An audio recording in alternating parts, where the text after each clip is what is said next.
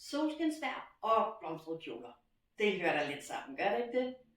Jeg er hoppet i Genkai Flower Garden kjolen, som jo bare er en drøm af en blomstrende have.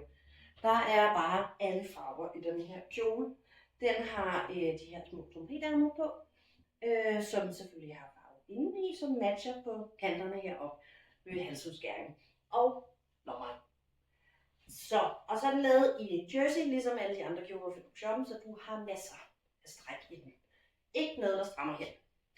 Jeg har valgt de gule strømper til, sådan så der kommer fokus på de små gule blomster, der er her. Du kunne jo selvfølgelig også vælge at gøre kjolen endnu mere pink, end den er, og tage pinke strømper på. Men jeg kan altså også godt lide, at en kjole, den ligesom kan bruges hele året.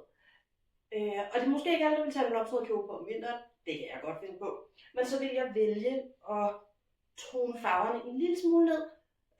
Og for eksempel tage en armegrøn til, eller køre mod de blå blomster i kjolen i stedet for. Sådan så det er, at du får en helårskjole, men du styler den mod de forskellige sæsoner, der er. Så hvad vil du sætte til kjolen, og kunne du finde på at bruge den hele året?